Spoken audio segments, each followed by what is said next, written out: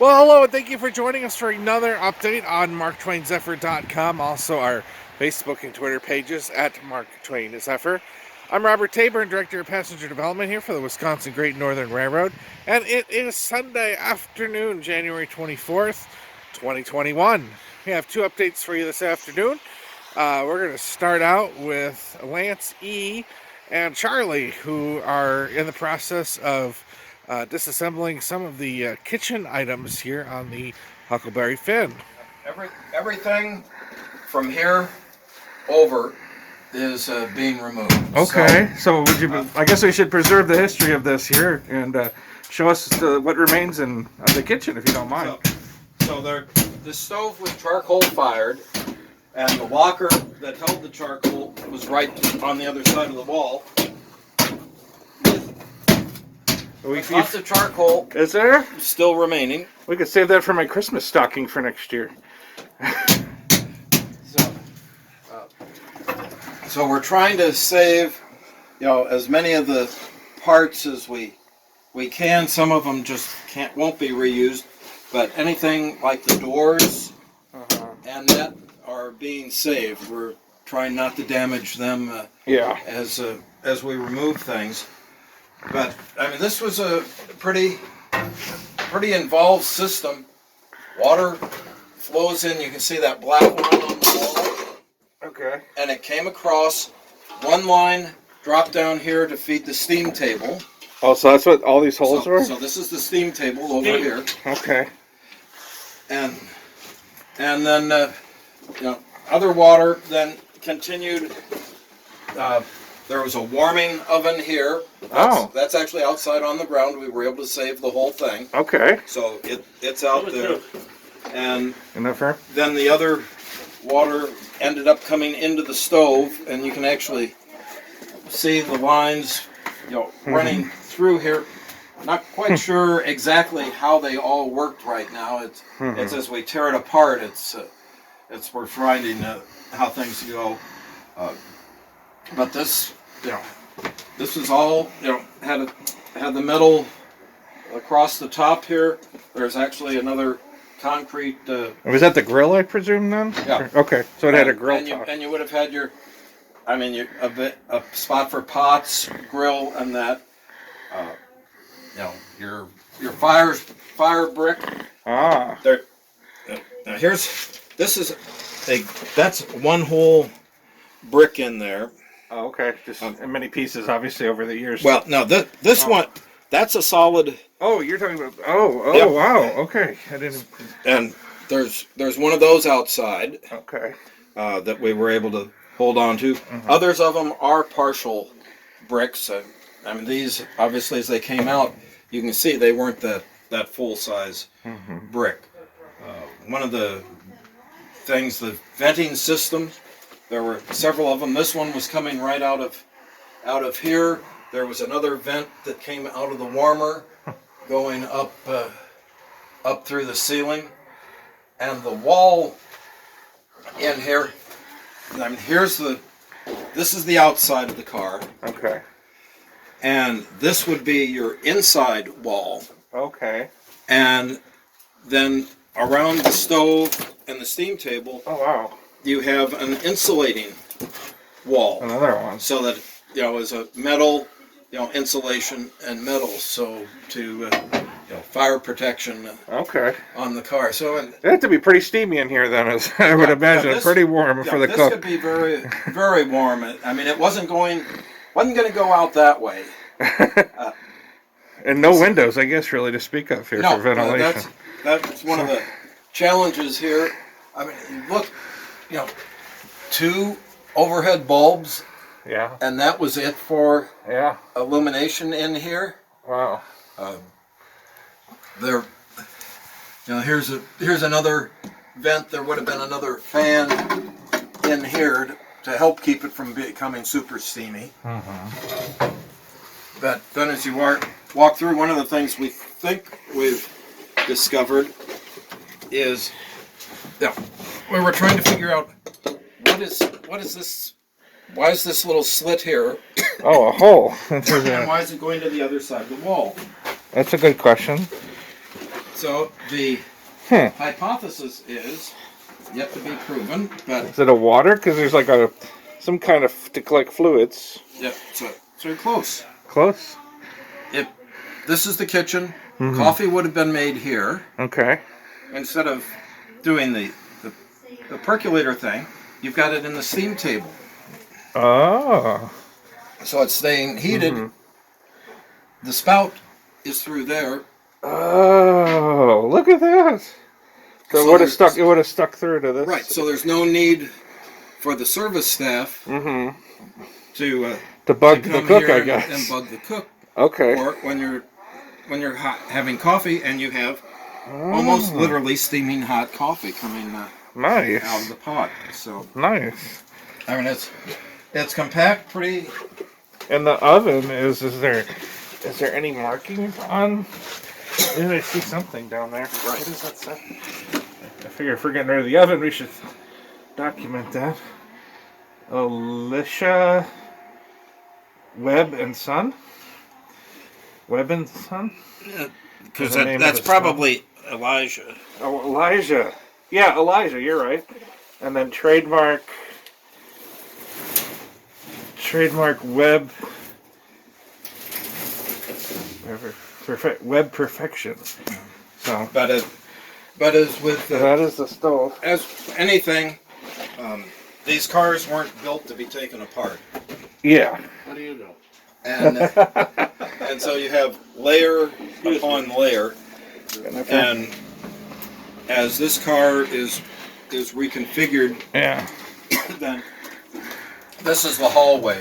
Oh. Here, Okay. Did you have any before pictures?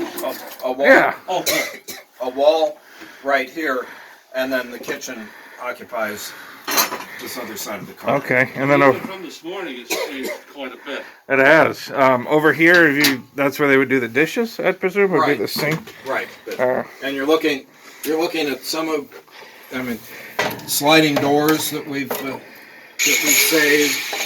Wow. So that if there's a reuse, possibility for them, to try to keep the new part of the car looking as close to the original as possible. But knowing you can't really we're going to serve real meals in here, knowing that you really can't serve meals off of the 1935 stove. It's just not going to be really practical, I guess. Well, and with the movie car and that being up there, you don't want people walking through the middle of the kitchen. Oh, that's true. So what will this be then? This will Still be be the a kitchen. This will be the kitchen, but with the wall here, the hallway for the passengers will be. Oh, okay. So the kitchen will be over here, Right. but still allow passengers to get around Right. and go up to the Becky Thatcher and the engine job. Okay, all right, makes sense. So what's been the hardest part of the doing the demolition? Just everything's very well built, I guess. Yes, and it's trying to figure out how it was built. Okay. It overlaps piece by piece. You got to backtrack to figure out how to get the big piece off. You might have to take 5 things off. Okay. Overlapped the way they do it.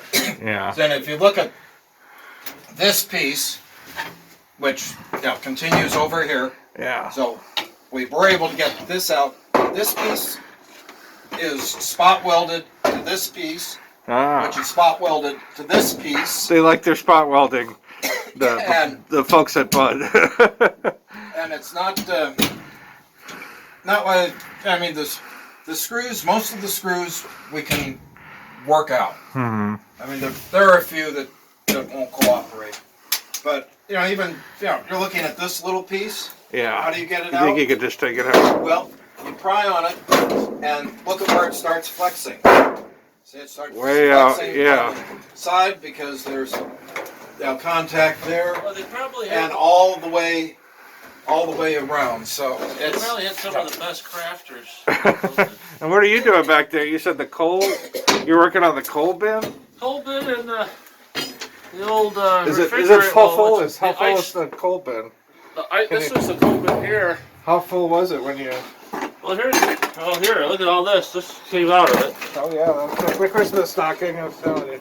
And So I guess in 1958, they would have just stopped. Just stopped where they parked the thing, and this they didn't is even the ice care. spot. Literally, the ice was loaded up top, went down the back, and that's how you kept everything cool. Oh wow! And it fell on the little some iron grates to keep it cold. It was really pretty interesting. You know, it's wrapped with copper, and then after the copper, they put on the stainless. So I don't know, state of the art this day. Yeah. Well, cool. Well, I'll let you continue on your work, guys. I appreciate it so much, and we'll check back with you for an update soon, I'm sure. Right. It'll look a lot different the next time you All right. walk in. All right. Well, yeah, we'll check in with you maybe on Friday. Okay. All right. Take it. All right, and we're here with Bob on this Sunday. Yeah, getting ready to watch the Packers in the NFC Championship game here. Yep. Getting a little work done though this morning before the Always, big game. Always getting work done. So we are on the. Huckleberry Finn. I was gonna say it looks a little different than the Tom Sawyer, unless you decided to put the Tom Sawyer back to where it was. Yeah, we took all of the new stuff off and we're starting over again. We put all the old crinkles paint back on it. So on to the second car now. Yep. So what do you got to do, or what do you? Basically, we're gonna do the same thing. The paint will get stripped, scraped and stripped off the sides. Okay. That's salvageable. You can see they're over here working on this side. Oh, okay. Yeah. This is like we did over there. This is where all the air travels through, the cold air and everything. Okay. That was, filled with varmint nests and just spots that had leaked and it was rotten. And we'll coat it with all brand new wood that's been primed and painted on both sides with mildew resistant paint. The sides will be the same. This is going to go a lot faster once we get into it than what the Tom Sawyer did. That had all the round and the bent wood in it. This is just pretty flat and straightforward. So that'll save a lot of time. Oh God, yeah. Okay. We're going to go through this real fast. Really quick. I saw you got the electrical. Some of the electrical. Some of the electricals in. These are two little rooms back here. This was the bathroom. Oh. Or no, actually, yes. This was the bathroom, and that was just like a little bit of a closet. So that's been demolished already. Yeah. There'll be a little booth back here, just a little more seating room. Okay. The way the doors lined up, you couldn't even get in there to get at the electrical. And then this is going to be the dining car, I believe, with all booths. Yep. Up and down for meal service. Yep. Just all booths compared to the first class seating. The same thing as far as putting it back together, insulating it. I've seen got some of that already behind you, already done. Yeah, it's ready. Some of them. So even the panels are. You're sure to put those on. Yep. Incredible progress. Wow. Oh yeah. Like I said, it's going to go fast. It's going to take a lot of time to take that apart on the end and get it ready for an up-to-date modern kitchen. Yeah. That was all the coal-fired. Yeah. Can we take? All right. Thanks a lot, Bob. And before we wrap it up, we had somebody write us in to explain a little bit more about the hat check box that we found last week for the hat checks. So this comes from Mike Abernathy. He's the owner of Silverview, and he is from the west suburbs of Chicago. Mike explains that the rose-colored hat checks were for passengers going to the endpoint destinations. So if the train terminated in Minneapolis, the conductor would give passengers a rose red hat check. Often the city code would be written on it, like MPL for Minneapolis, STP for St. Paul. Above each set of two coach seats were sets of two clips, one for the window and one for the aisle. The hat check would be placed in the clip associated with the passenger seat. The same practices, of course, still used by Amtrak today, but they don't really go by the colors so much as the three city codes.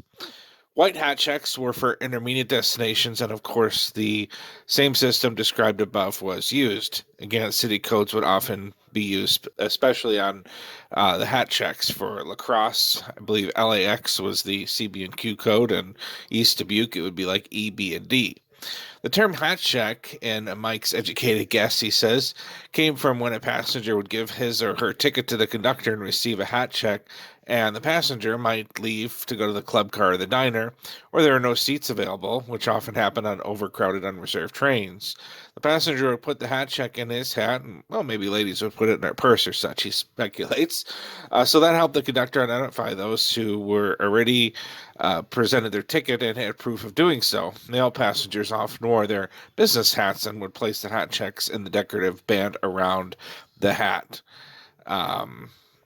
So Mike was interested that a bunch of hat checks were placed into the container that we showed you last week.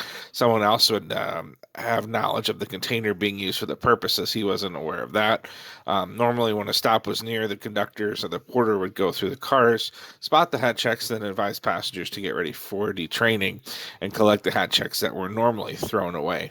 So thanks a lot, Mike Abernathy of St. Charles, Illinois, for writing in and giving us a further explanation about the hat checks. Still kind of a mystery why there's a hat check box on the Mark Twain Zephyr, but maybe some of you know the answer to that. Appreciate that, and appreciate you for tuning in for another update here on MarkTwainZephyr.com. Again, also our Facebook and Twitter pages at Mark Twain Zephyr.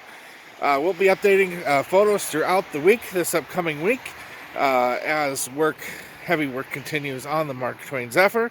And we'll do another video update for you next weekend, next Sunday, January 31st already. So until then, I'm Robert Tamer for the Wisconsin Great Northern Railroad, and thanks for following us.